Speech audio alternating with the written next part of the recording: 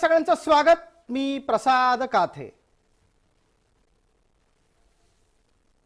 राष्ट्रवादी फुटली की नाही फुटली याचं संशोधन करण्यासाठी कदाचित आता ब्रह्मदेवाला जागं व्हावं लागेल अशी परिस्थिती आहे। अर्थात राष्ट्रवादी ब्रह्मदेवाला मानते की नाही हा नंतरचा मुद्दा, पण आत्ताच्या घडीला ज्या व्यवस्थेमध्ये राष्ट्रवादीतली फूट अधोरेखित झालेली आहे ती पाहता राष्ट्रवादी फुटली आहे असं सरळ सरळ सगळ्यांना दिसतंय। पण दुसऱ्या बाजूला राष्ट्रवादीतला सुप्रिया गट मात्र राष्ट्रवादी फुटलेली नाही, पक्ष एकसंघ आहे इतकंच परत परत तर सांगत होताच नव्या घडामोडींमध्ये एक ताजं वक्तव्य त्यांनी केलं की म्हणे राष्ट्रवादी फोडण्याचा 3 वेळा प्रयत्न भारतीय जनता पार्टीनं केला, तिसऱ्यांदा तो यशस्वी झाला असं वाटत असेल तरी ते तसं घडलेलं नाही। सत्तेत गेलेले अजित पवार आजही म्हणे राष्ट्रवादीतच आहेत, त्यांच्या निलंबनाच्या बाबतीत कारवाई पण केलेली आहे। म्हणजे इतकं कन्फ्युजिंग जगात दुसरं कोणी असू शकत नाही, इतका वैचारिक गोंधळ कोणाचाच असू शकत नाही। अजित पवार सत्तेत जातात तरीही ते राष्ट्रवादीत असतात, अजित पवारांवर राष्ट्रवादीचे नेते असूनही निलंबनाची कारवाई राष्ट्रवादीच करते। आज राष्ट्रवादीचे 2 भाग होतात, एक सत्तेत जातो एक सत्तेविरोधात असतो, तरी पण म्हणे राष्ट्रवादी फुटलेली नाही। इतका वैचारिक गोंधळ हा फक्त आणि फक्त नेतृत्वातच आहे की कार्यकर्त्यांमध्ये पण आहे याचं वेगळं संशोधन करावं लागेल। पण तुर्तास ज्या पद्धतीनं राष्ट्रवादीच्या फुटीचे 3 प्रयत्न झाले असा नवा दावा केला जातोय आणि त्या दाव्यात भारतीय जनता पार्टीची भूमिका अधोरेखित केली जाते, ती पाहता हे लक्षात घ्यायला हवं की खरंच असं घडलं होतं का। या निमित्तानं आपल्या सोबत चर्चेसाठी असलेल्या मान्यवरांचा मी आपल्याला पटकन परिचय करून देतो। आपल्या सोबत चर्चेत भारतीय जनता पार्टीच्या कडून प्रवक्ता प्रतिनिधी या नात्यानं गणेशजी खंडकर आहेत, आपल्या सोबत सुप्रिया गटाचे प्रवक्ता प्रतिनिधी आणि राष्ट्रवादीचे कार्यकर्ता विकासजी लवांडे आहेत, त्याचबरोबर आपल्या सोबत राजकीय विश्लेषक म्हणून जयंतराव माइंडकर आहेत। सर्व मान्यवरांचं चर्चेमध्ये स्वागत। आपण आपली भूमिका निश्चित ठामपणे वेळ मर्यादेत मांडाल, पण तत्पूर्वी एकदा सुप्रिया सुळे यांचं विधान आपल्याला पाहायचंय आणि सुप्रिया सुळेंच्या दाव्यावर चंद्रशेखर बावनकुळे यांनी केलेला प्रतिवादही ऐकायचा। ही दोन्ही मतं आपल्या समोर येतील। निमित्त ठरलंय ते सुप्रिया सुळेंच्या या वक्तव्याचं की राष्ट्रवादी 3दा फोडायचा प्रयत्न भारतीय जनता पार्टीनं केला म्हणे। ऐकूया। अनेक वेळा हे प्रयत्न या राष्ट्रवादी काँग्रेस पक्षाबद्दल झालेले आहेत, काही वेळा अयशस्वी झालं, कधी झालं। त्याच्यामुळे मला असं वाटतं पक्ष फोडणे आणि साम दाम दंडभेद हे देवेंद्रजींचाच शब्द आहे, माझा नाही, जो मी तुमच्याच चॅनलमध्ये पाहिलेला आहे। मग इलेक्शन असू दे किंवा पक्ष असू दे, त्यांना काही करून सत्तेत येणं हे त्यांच्यासाठीच महत्त्वाचं आहे। मग गव्हर्नन्स हा विषय नाहीच। त्यांचे संस्कार त्यांना लखलाभ आहेत। ज्यांनी पक्ष फोडण्याचं जीवनभर राजकारण केलं ते आता आमच्या आरोप करतात आहे। खरं तर सुप्रिया ताईंनी त्या आमच्या आदरणीय आहेत, ताई आहेत आमच्या, त्यांनी इतिहास जरा बघितला पाहिजे, स्वातंत्र्यानंतरचा इतिहास की काय काय झालं आहे महाराष्ट्रामध्ये आणि कुणी कुणी पक्ष फोडून सत्ता मिळवली। आम्ही कधी पक्ष मिळवला नाही, पक्ष फोडला नाही। चर्चेसाठी आपल्या सोबतच्या मान्यवरांकडे परत येतो। पटकन आपल्या सोबत जयंतराव माइंडकर आहेत, महाराष्ट्राच्या राजकीय वाटचालीचे साक्षीदार आहेत। जयंतराव, 30 सेकंदात सांगा, राष्ट्रवादीच्या जन्मानंतर ती 3 वेळा फोडण्याचा प्रयत्न भाजपाकडून झाल्याचं तुमच्या दफ्तरी नोंद आहे का? 2 वेळा आपल्याला माहिती आहे, आपण कव्हर केलेलं आहोत, त्यावेळेस आपण चर्चाही केलेली आहे, पण आपल्याला माहिती आहे। तिसरं जर का असेल तर ती घटना सुप्रिया ताईंनी किंवा त्यांच्या गटाचे प्रवक्ते विकास लवांडेंनी आपल्याला केव्हा घडली ती सांगावी, त्याच्यानंतर आपण त्याचं उत्तर देऊ शकू। माझ्या माहितीत तरी 3 दिवसाचं ते एक जे काही सरकार 80 तासाचं सरकार आणि आता गेल्या 2 महिन्यापासून सुरू झालेलं उपमुख्यमंत्री पद अजित पवारांना देऊन या 2च्या पलीकडे ऑफिशियल आपल्यापर्यंत येईल असा प्रयत्न झालेला नाही। जयंतराव, आपण नोंदवलेल्या गोष्टींमध्ये एक विषय हा 1.5 दिवसाच्या सर्वसाधारणपणे शपथविधीचा होता आणि त्याच्या आधीचा एक विषय आपण सांगितलात। तिसरा मुद्दा कधी आहे, अर्थात तिसरा प्रयत्न कधी झाला याच्यावर विकासजी आपण प्रकाश टाकू शकाल?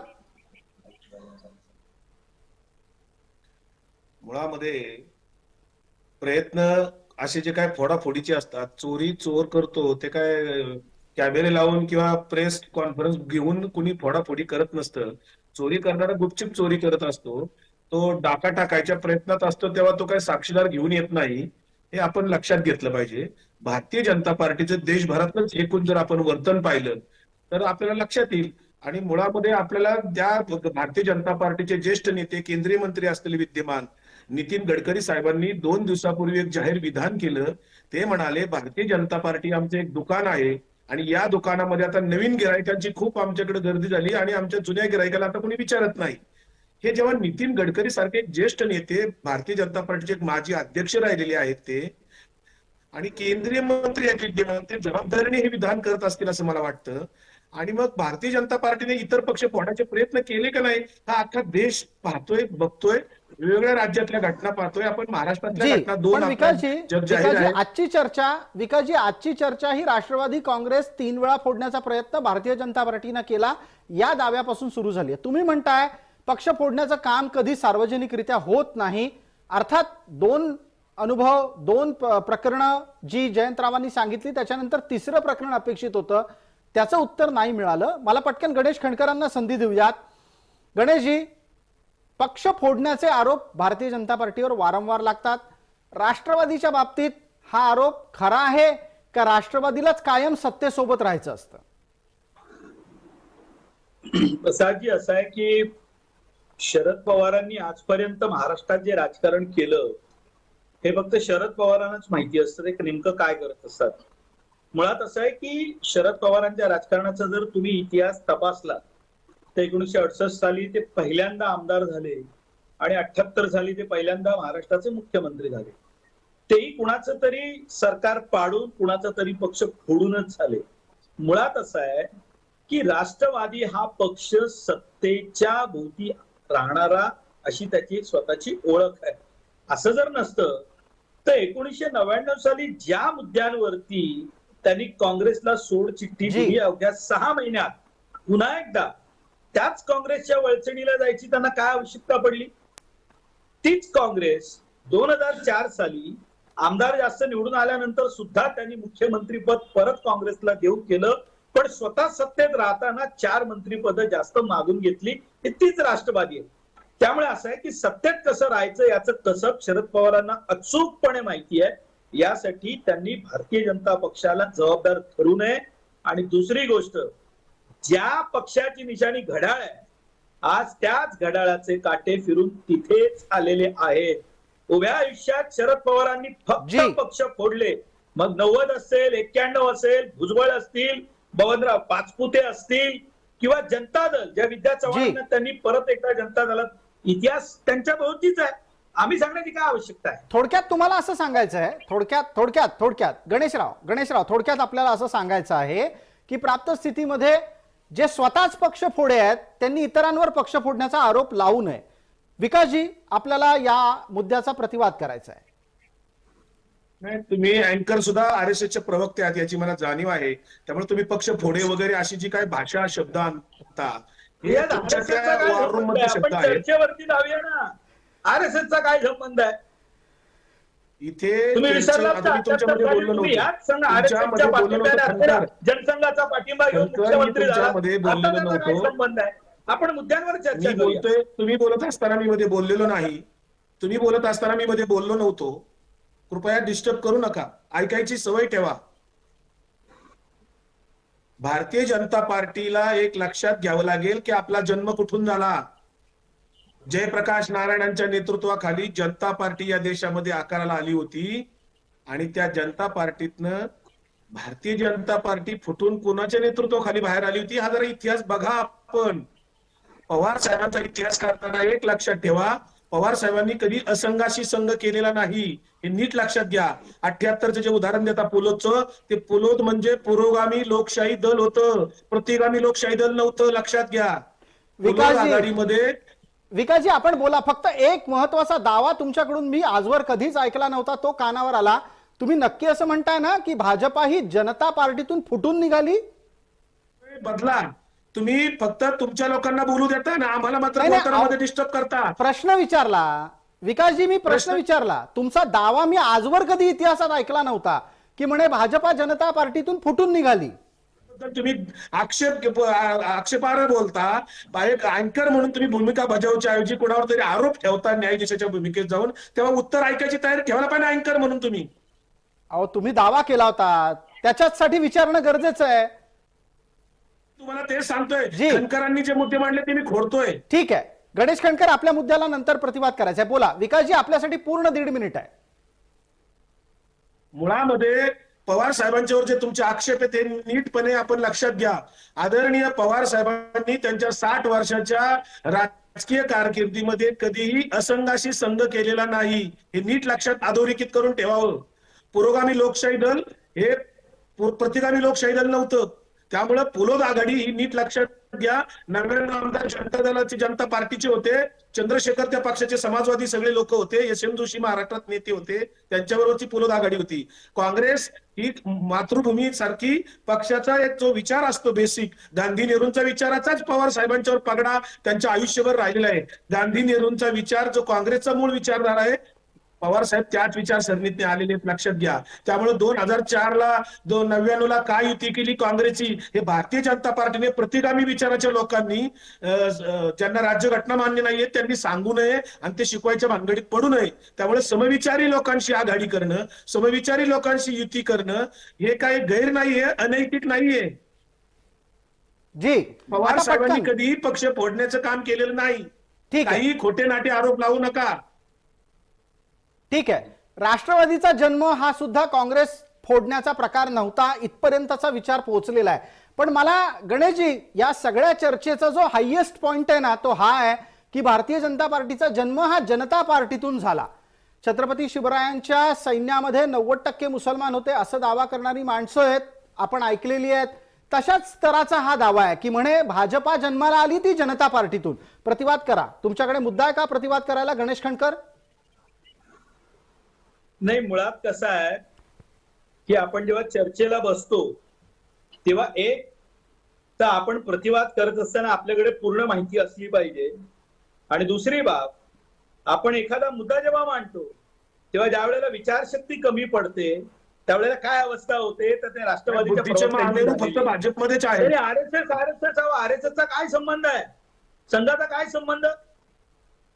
मुळात आपण बुद्धीचे ज्या महामेरू फक्त चर्चा भाजपमध्ये आज आहे. करत असताना जनता पार्टी ही जयप्रकाश नारायणांनी आवाहन केल्यानंतर आम्ही जनसंघ विसर्जित करून जो एकत्रितपणे काँग्रेसला पर्याय म्हणून उभं राहत असताना जनता पार्टीमध्ये आम्ही विलीन झालो. जनसंघाची स्थापना काय 1978 झाली काय? तुम्हाला जर इतिहास माहिती नसेल तर ते तुमचं दुर्दैव आहे. नाही, आणि इतिहास मुळात तुम्हालाच फक्त कळतो. जर तुम्ही आम्हाला खोटा सांगायचा इतिहास कसा प्रयत्न सांगायचा हे करता, भारतीय जनता पार्टीला तर तुम्हाला कळतं. आठवण करून देतो असंघाची संघ काय असतो ते. सावरकरांच्या बाबतीत तुमची काय भूमिका आहे?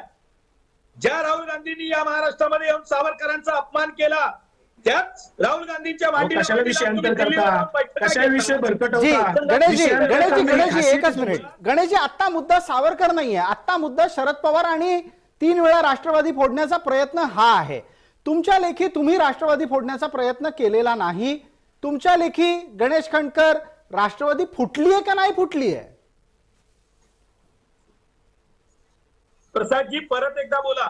मी असं म्हणालो, तुमच्या लेखी भारतीय जनता पार्टीनं राष्ट्रवादी फोडायचा प्रयत्न केला नाही. हा भाग खर तर नंतर आहे. आधी भारतीय जनता पार्टीला राष्ट्रवादी फुटलीये का नाही याचं काही उत्तर द्यावं लागेल. मी मगाशी असं आहे की प्रसादजी, मी पहिल्या वाक्यातच म्हणालो की घड्याळाचे काटे हे पुन्हा तिथेच फिरून येत असतात. उभा जन्म म्हणजे मी तुम्हाला उदाहरणासहित मी सांगितलं की 1991च्या सुमारास शिवसेना कोणी फोडली, भुजबळांना कोणी फोडलं. 1992 साली बबनराव पाचपुते जनता दलात असताना कोणी पक्ष फोडला ते यांना माहिती. एखाद्या माणसाने पक्षांतर करणं त्यामुळे आणि पक्ष फोडणं याच्यातला अर्थ समजतो का तुम्हाला? बघा, असं आहे विकास लवांडे, पक्ष फोडणं आणि हे फोडणं याचा अर्थ तुम्ही मला समजवू नका. आलं लक्षात? एखाद्या माणसाने मी पक्षांतर संघाचा करणं स्वयंसेवक आहे ना, तर एका निष्ठेने एवढी वर्ष राजकारण केलंय ते ते त्याचं भुजबळांना certificate विचारा, तुम्ही ते भुजबळांना विचारा, आता तुमच्या बरोबर आहेत ना, भुजबळांना विचारा तुम्ही कसे आला होता इकडे. नाही आपण भुजबळांना ज्यावेळेला विचारा चर्चा तुम्ही पवार करतोय साहेबांकडे त्यावेळेला कसे आला चर्चा होता. करायची. आलं भुजबळांना लक्षात? विचारा तुम्ही शरद शिवसेना पवार का हे सोडली ज्येष्ठ होती. नेते, त्यांचा सन्मान हा कायमपर्यंत महाराष्ट्र करेल. आज तुम्हाला सांगतो, जनता लाईव्ह पाहते, त्यांच्याशी राजकीय मतभेद असू शकतात, त्यांचं ज्येष्ठपणा आणि महाराष्ट्रातले एक बुजुर्ग नेते म्हणून आम्ही कधीही त्यांची अवहेलना केलेली नाही, यापुढे करणार सुद्धा नाही. वा, ठीक आहे, वा, पण ज्या मुद्द्यांवर वा. ठीक तुम्ही आहे, पवारांचं समर्थन आत्ताच्या घडीला सुप्रिया सुळेंच्या दाव्यावर उत्तर आहे का? कारण मुद्दा वारंवार फिरून तिथेच येतोय. गणेश कणकर, सुप्रिया सुळेंबद्दल काय म्हणणं आहे? सुप्रिया सुळेंनी मांडलेल्या भूमिकेबद्दल तुमचं म्हणणं काय आहे? बघा प्रसादजी, असं आहे, हा राष्ट्रवादीचा स्वतःचा प्रश्न आहे. भारतीय जनता पक्षाचा यामध्ये कुठलाही सहभाग नाही, आमचा काहीही रोल नाही. हे जयंत पाटील ज्या वेळेला राष्ट्रवादी काँग्रेसमध्ये अडचण निर्माण झाली, ज्या वेळेला शरद पवार साहेबांनी सांगितलं की यापुढे मी सक्रिय राजकारणात राहणार नाही, आणि यशवंतराव चव्हाण सेंटरला बैठक सुरू होती, त्या बैठकीला जयंत पाटील होते का? तर नव्हते. आज जयंत पाटील पुन्हा एका पक्षाचे अध्यक्ष महाराष्ट्राचे म्हणून काम करतायत. नीट आठवा, या सर्व विषयांमध्ये प्रफुल्ल पटेल पुढे होते. असं आहे की हा त्यांचा प्रश्न आहे, आणि आज काही बाब ठीक. हातातनं निसटल्यानंतर जी परिस्थिती होते ते सुप्रिया सुळेंची झालेली आहे. त्या पक्षाच्या कार्याध्यक्ष होत्या, त्या कार्याध्यक्ष झाल्यानंतर पक्षात पडलेली ही उभी फूट आहे, हे त्यांच्या नेतृत्वावरचं प्रश्नचिन्ह आहे. ठीक आहे, त्यामुळे ते हा याचं मुद्दा घेऊन उत्तर पटकन देणं- जयंतरावांना बोलतं करतो. जयंतराव, सुप्रिया सुळेंच्या नेतृत्वावरच्या प्रश्नचिन्हाबाबत तुमचं विश्लेषण ऐकायचं आहे. ज्या पद्धतीनं राष्ट्रवादी दुभंगलेली आहे, दुभंगली असून सुद्धा एकसंघ असल्याचा दावा करतेय, हे सगळं कुणामुळे? एक तर आपण फॅक्ट मानूया की जे काही म्हणजे राष्ट्रवादीची फूट झाली आहे किंवा नाही, राष्ट्रवादी एकसंघ आहे, म्हणजे कसं आहे माहितीये का, की घरातनं बाहेर आवाज जात आहेत, भांडी फेकली जातात, तरी म्हणायचं की आमच्या घरात काहीही भांडण नाही. असला प्रकार कोणाला करायचा असेल तर करू द्या. राष्ट्रवादीतनं 40 आमदार गेलेले आहेत, त्याला फूट म्हणा, कोणी घडवून आणली म्हणा, शब्द बदलले तरी पण फॅक्ट बदलत नाही. थोडक्यात तुमचं दुसरं म्हणणं आपण जयंतराव असं आहे की होय, राष्ट्रवादी फुटलेली आहे. मग राष्ट्रवादी जर फुटलेली आहे तर अजित पवार अद्यापही राष्ट्रवादीचे नेते आहेत असं का सांगितलं जात असावं? दुसऱ्या बाजूला त्यांच्या विरोधात निलंबनाच्या कारवाईची पत्र पण जारी होत आहेत. दोन्ही एका वेळेला कसं होऊ शकतं? एकाच वेळेस नातं, काही आर्थिक नाती ज्याच्यामुळे आपणच बातम्या दिलेल्या होत्या, आपण त्याच्यावर चर्चाही केलेली आहे की शरद पवार आणि अजित पवार यांची सुद्धा भेट झाली. काही आर्थिक नाती असतात, काही आर्थिक ओलावा असतो, काही व्यक्तिगत हितसंबंध असतात, काही तुम्ही दुसऱ्या पक्षात गेले तरी आपल्या कुटुंबातच महत्वाचं पद राहावं याची सुद्धा काळजी घेण्याची एक प्रकारचा प्रयत्न असतो. असे अनेक इक्वेशन्स मोठमोठ्या राजकीय हा महत्वाचा मुद्दा आहे. हा महत्वाचा केवळ मुद्दा आहे. पटकन पवार- या निमित्तानं आपल्याला विकासरावांपर्यंत पोहोचायचं आहे. विकासराव, आपण जयंतरावांनी केलेलं विश्लेषण ऐकलं असेल. टर्निंग पॉइंट काय आहे? कळीचा मुद्दा काय आहे? तर नाती घरातली वेगळी आहेत, आर्थिक आहेत, हे सुद्धा महत्वाचं. म्हणून अजित पवार अद्यापही पक्षात आहेत असं सांगितलं जातंय का? आपलं उत्तर, आपला प्रतिवाद. मला तुम्हाला नम्र विनंती करायची आहे, विषय राष्ट्रवादीचा आहे आणि तुम्ही भारतीय जनता पार्टीच्या प्रवक्त्याला 3 वेळा बोलायला संधी दिली, हे लक्षात घ्या. मला त्याच्यावर बोलायला तुम्ही कमी वेळ देता. आता आपल्याला बोलायला वेळ दिलेला आहे, आपण बोलावं. अरे ही काय साहेब, बस काय नाही म्हणजे तुम्हाला 3 वेळा कधी दिला वेळ हाही बघायला लागेल, पण आता बोलू नका. विकासरावांना राग येईल. विकासरावांना बोलायची वेळ दिली आहे, आपण त्यांचं 1.5 मिनिट पूर्ण ऐकणार आहोत. विकासजी बोला. सुप्रियाताई सुळे आमच्या पक्षाच्या संसदीय नेत्या आहेत, राष्ट्रीय संसदीय पातळीवर त्या नेतृत्व करतात, त्या खासदार आहेत, संसदरत्न ठरलेल्या आहेत, आणि त्यांनी जे विधान केले त्याचा तुम्ही विपर्यास कसा करताय हे मी आता बघितलं.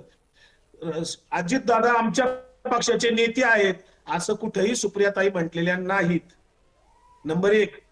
नंबर 2, त्यांनी जे सांगितलं ते निवडणूक आयोगाच्याकडे जे काय अजितदादाच्या गटाने जो काय दावा केला होता, तिथे जो काय अर्ज केला होता, त्याने निवडणूक आयोगाने जी काही नोटीस आम्हाला पाठवली होती, आमच्या पक्षाने जे काही उत्तर पाठवलं निवडणूक आयोगाला, त्यामध्ये जे उत्तरामध्ये पाठवलेलं आहे त्याचा अर्थ असाच एवढाच आहे की निवडणूक आयोगाच्या दप्तरी, निवडणूक आयोगाच्या दरबारामध्ये जो काही अर्ज केलेला आहे तो 9 आमदार आणि 2 खासदार 11 लोक आहेत. त्या 11 लोकांच्यावर मी 2 खासदारांच्यावर संसदेच्या सचिवाकडे आणि 9 आमदारांच्या बद्दल विधिमंडळाच्या सचिवाकडे तक्रार अर्ज, कंप्लेंट, ज्याला डिस्क्वालिफिकेशन करावं म्हणून आम्ही कळवलेलं आहे. आता याला तुम्ही फूट म्हणायची का आमच्यातून काही लोक बाहेर जाऊन विपरीत भूमिका घेऊन भारतीय जनता पार्टीमध्ये सामील झाले, ते असं काही म्हणू शकता.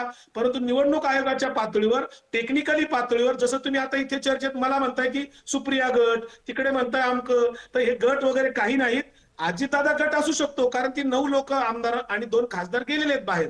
परंतु बाकीचे जे आमदार, आता जयंतराव माईनकरांकडे जर 40 आमदारांची लिस्ट असेल तर त्यांनी कृपया इथं महाराष्ट्राला जाहीर करावी. कारण अजितदादांना सुद्धा तो आकडा अजून सांगता आलेला नाही, प्रफुल्ल पटेलांना सांगता आलेला नाही, सुनील तटकरेंना सांगता आलेलं नाही. कोण 40 आमदार, एखादा व्हिडिओ पाठवा जयंत माईनकर साहेब, एखादा फोटो असेल सामूहिक सगळ्यांचा 40 जणांचा तर तो पाठवा. कारण विधिमंडळाच्या अधिवेशनामध्ये कोण कुठे बसत होतं ते आपल्याला कळलेलं आहे. संसदेच्या अधिवेशनामध्ये बघितलं असेल, सुनील तटकरे फक्त एकटे बसले होते विरोधी बाकावर.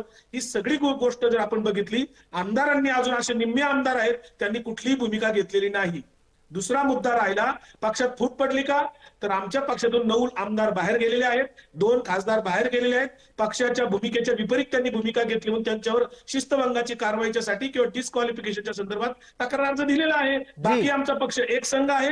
आमचे राष्ट्रीय अध्यक्ष शरद पवार साहेबच आहेत. आता राहिला प्रश्न नात्याचा वगैरे, नात्याच्या संदर्भामध्ये असतो, वैयक्तिक पातळीवरचे जे काय नाते संबंध असतात हे अनेकांचे आहेत. महाराष्ट्रातले आणि भारतातले अनेक गोष्टी आपल्याला तसे दाखवता येतील उदाहरणादाखल. स्वतः शरद पवार साहेब पहिल्यांदा जेव्हा राजकारणात आले तेव्हा युवक काँग्रेसचे ते कार्यकर्ते होते, स्वतःचे त्यांचे सख्खे बंधू शेका पक्षाकडनं उभे होते बारामतीतून. तेव्हा पवार साहेबांनी काँग्रेसच्या उमेदवाराचा प्रचार केलेला होता. हे इतिहास जयंकर माईनकर सरांना माहिती असेल. तो कृपा करून आपण मांडायची तसदी घ्या की नाती वेगळी असतात, राजकारण वेगळं असतं, वैचारिक मतभेद नक्की झालेले आहेत. आमच्या 11 लोकांनी वैचारिक मतभेदात जे काय केलंय त्यांच्या विरुद्ध आमची भूमिका आहे जे वैचारिक. ठीक आहे. आता विकासजी, आपण आर्थिक संबंधांविषयी मौन बाळगलेलं दिसतंय, पण तरीही वैचारिक दृष्ट्या भूमिका वेगळ्या असतात असं सांगत असताना तुम्ही म्हणालात की एकाच घरात एक भाऊ वेगळ्या पक्षात होता, दुसरा भाऊ वेगळ्या पक्षात. काँग्रेस आणि शेकाप असे त्यावेळेचे कट्टर परस्पर विरोधी पक्ष असलेले 2 पक्ष एका घरात नांदत होते. हे आपण जेव्हा सांगता त्यावेळेला आपल्याला हे मान्य करावं लागेल विकासजी की अजित पवार हे राष्ट्रवादीतून वेगळे झालेले आहेत. अजित दादा राष्ट्रवादीतून बाहेर पडलेत. भारतीय जनता पार्टीवर त्यांनी 9 लोकांच्यावर सरकार बनवलेलं आहे. त्यांच्या डिस्क्वालिफिकेशनचा निर्णय सभापतींनी घ्यावा, सुनावणी करावी. 1 वर्ष लावू नये, विधानसभेची निवडणुकीची वाट बघू नये, लोकसभेची निवडणुकीची वाट बघू नये, वेळ काढूपणा सभापतींनी करू नये. निवडणूक आयोगाने भावल्यासारखं राहू नये. निवडणूक आयुक्त आता बघितलं आपण की सुप्रीम कोर्टाचे जज त्याच्यात असायचे, विरोधी पक्ष नेता असायचा आणि पंतप्रधान असायचे. 3 जण ते निवडणूक आयुक्त नेमायचे. आता निवडणूक आयुक्त नेमताना सुप्रीम कोर्टाचे जज काढून टाकले. आता भारतीय जनता पार्टीचं शाखा सारखा तर निवडणूक आयुक्त चालेल. बर, याच्यातला एक तपशील देतो विकासजी, आपण फार ज्ञानी आहात. सुप्रीम कोर्टाचा निकाल असा होता, जोपर्यंत संसद कायदा करत नाही तोपर्यंत सरन्यायाधीश हे केंद्रीय मुख्य निवडणूक आयुक्तांच्या निवडीत सहभागी असतील. निवड संसदेनं करायच्या कायद्यानुसार होती, कायदा झाला, सरन्यायाधीश बाजूला झाले. आपण मुद्द्यावर येऊयात. जयंतराव, ज्या पद्धतीचा तर्क दिला जातोय तो तर्क, तो प्रतिवाद निसरडा आहे का? जयंतराव, हे म्हणजे आता फक्त डिफेक्शन बद्दल जर का म्हणत असेल किंवा बेरजेचं राजकारण, मी 2 शब्दांवर तो जर तुम्हाला चालत असेल तर यशवंतराव चव्हाणांच्या बाबतीत असं म्हटलं जात होतं की एक बेरजेचं राजकारण म्हणजे काय, तर ज्या शेकापचं नाव यांनी घेतलं, मला सगळी कल्पना आहे. त्यांच्या अगदी त्या पवारांच्या मातोश्रींच्या पासून त्याही कुठे होतं इथपासून मला सगळी कल्पना आहे. धन्यवाद मला माहिती आहे म्हटल्याबद्दल. तर या बेरजेच्या राजकारणात डाव्या किंवा ज्याला समाजवादी म्हणता येईल अशा एकेका व्यक्तीला खांद्यावर हात ठेवून यशवंतरावांनी काँग्रेसमध्ये आणायची परंपरा सुरू केली. हे झालं बेरजेचं राजकारण. देवेंद्र फडणवीसांनी त्याच्यात एकदम एक मोठी झेप घेतली. त्यांनी 2 वेळा फक्त गणित करून दाखवलं आणि ते दोन्ही वेळा घाऊक एकदम करून दाखवलं 40 जणांचं.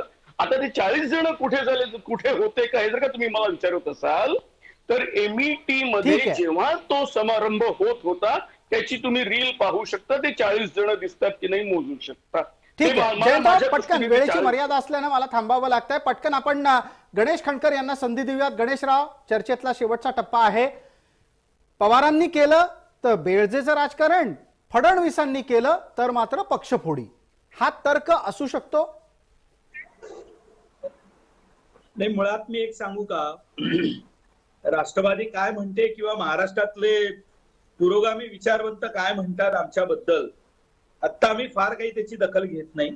कारण असं आहे की धृतराष्ट्राच्या भूमिकेमध्ये राहून जर का एखाद्याने ठरवलेलंच आहे तर फार त्याच्या नादी लागायचं नसतं. कारण महाभारताच्या लढाईमध्ये शेवटी धृतराष्ट्राला एका जागेवरती बसून सांगण्याचं काम संजयला करावं लागलं.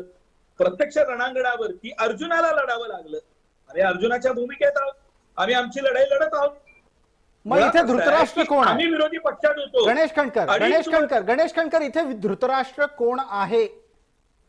खोटे खटले दाखल केलेत तुम्ही. गणेश एक खंडकर, आता सोडून एक मिनिट, नाही माझा मुद्दा घ्या, पटकन प्रश्न ऐका. गणेश खंडकर, माझा आपल्याला प्रश्न आहे की या तुमच्या दाव्यानुसार आत्ताच्या राजकारणात, राष्ट्रवादी फुटीच्या प्रकरणात धृतराष्ट्र कोण आहे? प्रसादजी, प्रश्न परत बोला ना. धृतराष्ट्र कोण आहे राष्ट्रवादीच्या फुटीतला? बघा, असं आहे, आमच्यावरती जर तुम्ही आरोप करणार असाल तर ज्या पुरोगाम्यांनी आपल्या डोळ्यावरती ही झापडं पांघरलेली आहेत ते धृतराष्ट्राच्या भूमिकेत आहेत. महाराष्ट्राचं राजकारण बदलतंय. हे 90, 2000, 1978चं राजकारण नाही. तुम्ही ज्या पद्धतीने आमच्यावरती 2.5 वर्षामध्ये आरोप केलेत, आमच्या आमदारांना तुम्ही अडकवण्याचा प्रयत्न केला, तरी सुद्धा एकही जण आमचा पक्ष सोडून ठीक गेला आहे. नाही. प्रतिवादासाठी शेवटच्या टप्प्यातली संधी सत्तेवर विकास लवांडेंना आहे. प्रतिवादासाठी शेवटच्या टप्प्यातली संधी विकास लवांडेंना आहे. विकासजी, 1 मिनिट पूर्ण वेळ आहे आपल्यासाठी, मात्र 1च मिनिट उरलंय, आपण लक्षात घ्यावं. भारतीय जनता पार्टीतनं किती लोक बाहेर पडले ते नाना पटोलेंपासून एकनाथ खडसेंपर्यंत आपण पाहू शकता. राहिला मुद्दा ईडीने काय काय केलं हे आपल्या लक्षात घ्या. देशाचे पंतप्रधान पीएम हाऊसचा ब्रीफिंग करून नरेंद्र मोदी साहेब 70,000 कोटीचा भोपाळच्या सभेत आरोप करतात आणि पुढच्या 4थ्या दिवशी त्याच लोकांना आपल्या बरोबर सत्तेत सामावून घेतात. याच्यापेक्षा दुसरा चमत्कार दुसरा या देशात अजून कोणी पाहिलेला नाहीये. ईडीचं कसं हत्यार बनवलंय, सीबीआयचं कसं हत्यार बनवलंय हे देशाने बघितलंय. 70,000 कोटीचा पंतप्रधान आरोप करतात.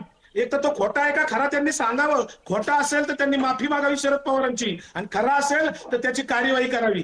ठीक आहे, थोडक्यात आपण असं सांगू इच्छित आहात सोबत जी विकासजी, आपण असं सांगू इच्छितात की प्राप्त स्थितीमध्ये सत्य बाहेर आणण्यासाठी मोदींनी प्रयत्न करायला हवेत. आपल्याला या चर्चेच्या निमित्तानं तुम्ही केलेल्या आरोपांचा पाठपुरावा पुढेही करायचा आहे. तुर्तास आपण सर्व मान्यवर या चर्चेत सहभागी झालात, त्याबद्दल आपले मनपूर्वक आभार. लक्षवेधीच्या या चर्चेत तुर्तास इतकंच. सर्व प्रेक्षकांना जय महाराष्ट्र.